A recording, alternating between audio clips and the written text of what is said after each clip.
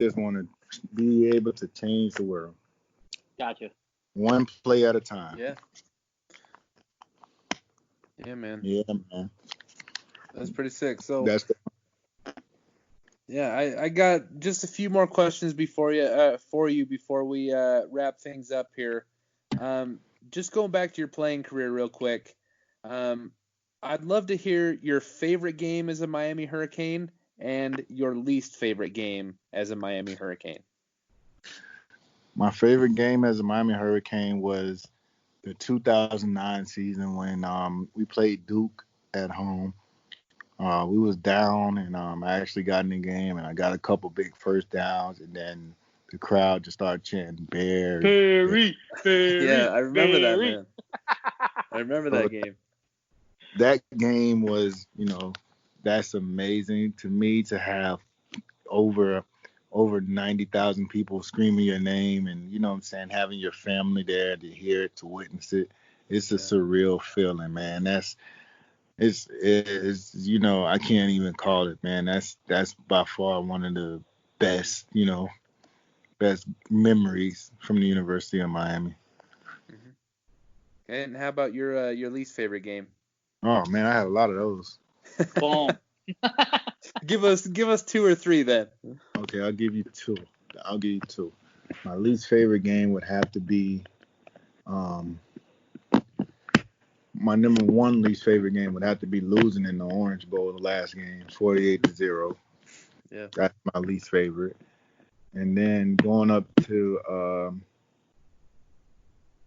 we went up to play Tyrod Taylor in the Virginia Tech Hokies. Mm-hmm. We went up there. It was sunny all day. Then it rained. Game time was a 99% chance of rain, and it was like 40,000 below zero. Man, that was the coldest game I ever played in my life. And we got scraped. Yeah. Well, I remember that game too, man. that always makes it worse, bro. I'm telling you, a lot always makes it worse. Yeah. It's nothing like losing and being cold at the same time. Oh my God. Yeah. That's horrible, bro. It's Yeah, horrible. man. We so on Monday we had Levon Ponder and Bruce Johnson on the podcast, and both of them said they're Bruce. Yeah, man. They Number were 25. Yeah, they're fantastic, man. And they both agreed that Virginia loss, last game of the Orange Bowl was their worst favorite, their least favorite game as well. And that, man, it just hurts, man. That's I mean, I'm just some random fan, right? But I remember hopping on the bus to go to middle school. I was in like 7th grade or something, and just like staring at the box score all morning on the bus, just like depressed, man. Gonna change, yeah. I already know the feeling. Yeah. I always came, man. Like watching the Ohio State game, really, you know what I'm saying? That messed me up a lot when we lost to Ohio State back in 2001. Yeah. Yeah, that was really messed. I was there. Of course you were, Coe. Sorry, man. So listen, I was there, and then obviously, like I got hooked up. Like, so I had bought tickets. 2010, we had went to the shoe, and I had bought tickets in the upper deck, but I was fortunate to know some people who ended up getting me, some family tickets, and being able to sit like in the 3rd row, in the horseshoe, watching them boys play, even though we didn't have the outcome that we wanted. And I really think we could have beat them that day. It was good. Like Damien hooked me up with some tickets. Remember that, D?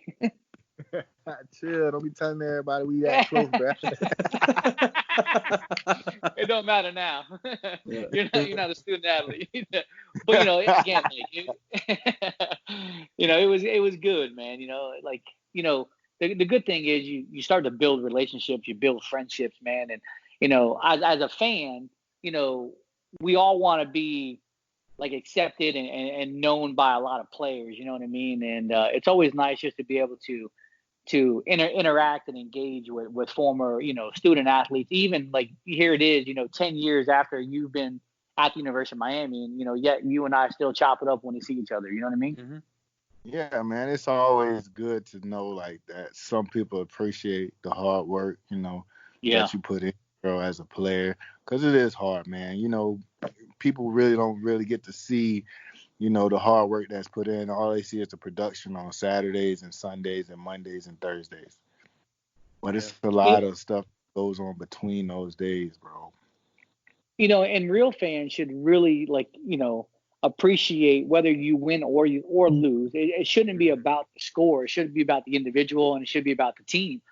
Just as we get all hyped up and we congratulate when we win, it should be Mm-hmm. the same way when we're losing too, man. Still got to show support. Yeah. I hate these fans that want to bounce with 8 minutes to go in the game and maybe we're down by 7 or 14. Man, it's college ball. You never know what can happen, man. That's why I don't leave Mm-hmm. until literally the cops are flashing their blue lights telling me I got to leave the parking lot. Yeah. I try to get that whole experience in, and, moving forward, I hopefully my kids, obviously like they go to games and I want them to do the same thing that I'm doing now. Like when I'm 80, Mm-hmm. I'll be doing the same thing with them, but just maybe I'll be in a wheelchair at that point. I'm not sure, but like that's my goal, man. I wish more people would really support these young men, win or lose. Yeah. Yeah, Yeah. man. I hope that we can see that a little better. I mean, I'd be lying if I said that I was never guilty of it. I was pretty outspoken about a certain quarterback that we had this last season, but I mean, you're right, and I think more fans need to adopt that perspective, myself included, in that at the end of the day, like, I mean, I'm only 26, and like most of the guys play, or I guess all of the guys playing for us at this point are younger than I am, and dude, I have no idea what's going on in my life still. So to put so much pressure on these 18, 19, 20, 21-year-old guys Correct. just doesn't make sense, man. Correct. Like I still want people to take it easy on me. Right.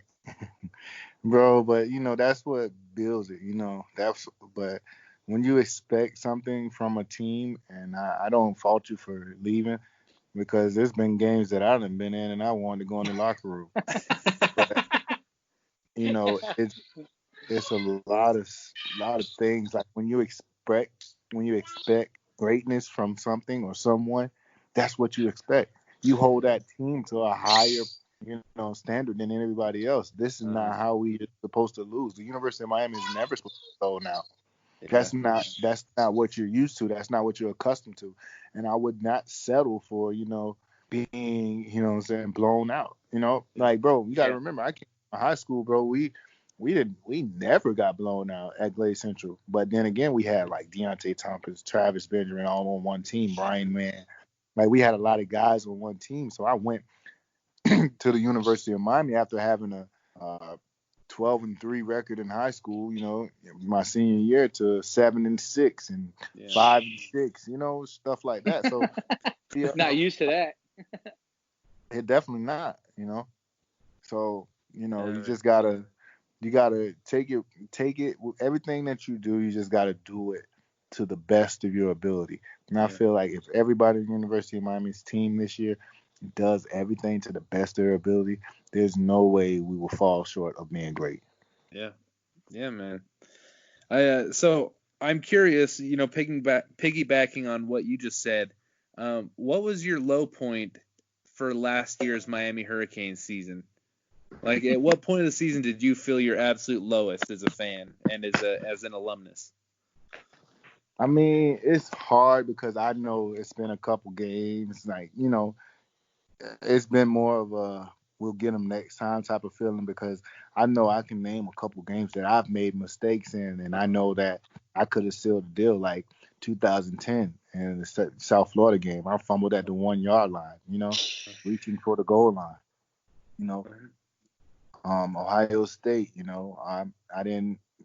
I mean, Ja'Cory threw an interception, but I could have ran the route better. It's Yeah, a lot of things that I look at before I judge. It's like, how did Ed and them feel when I was playing there? So I yeah, don't fault the kids uh-huh, for losing the game, or what I'm saying, or a fumble, because that's all a part of the game. That's what makes football great. yeah. Okay. Yeah, man. Well, thank you so much for coming on, Damien. It was awesome hearing your stories, and just we appreciate you, man. I hope that everyone listens to this and then goes and watches some of your highlights and just remembers some of the other great players that we've had recently. So thank you so much for coming on, man. And is there anything that you wanted to plug real quick before you head out, or are we good? I mean, we I coach at Pokey. We're still, still building. We're under DJ Bolden. We can still use donations or whatever you guys have. It doesn't matter. Just reach out to me via Instagram, dberry20, or Twitter, djberry20. Just get at me. Anything. It doesn't matter the number. It's just helping the kids. I mean, we get a lot of support from Anquan Bolden. We get a lot of support from the older Pahokee players, the older Blue Devils. Rabbit helps out a lot. Janaris Jenkins, Pernell McPhee, those guys. But I would like to see us all, donate to a cause greater than ourselves, because, college, high school coaches really don't do it for the pay. It's pennies, So that'd be great if y'all guys can donate. Doesn't matter the amount. I mean, and then again, we have the Men of Valor that we run, which is 500 kids coming out. We're teaching them about God and sports and how to be a player that can put faith, family, football all into one perspective. So it's it's all good, man. It's just trying to get everybody on the same page, building up this community as a whole, one play at a time. Yeah. Awesome, man. Well, thank you so much for coming on. Hope you have a good day, man. I appreciate you having me, bro. Anytime. Yeah. Appreciate you, D. Yep. Cool. Go Canes, man. I'm gonna give Derek my number, man. Holla at me, Derek. Hit me up. Yeah, I got you, bro. I will. Okay. I'll get your number from Jordan. Cool. I'll make sure he gets it, bro. All right. Appreciate you, fellas. Yeah, have a great night. You too, D.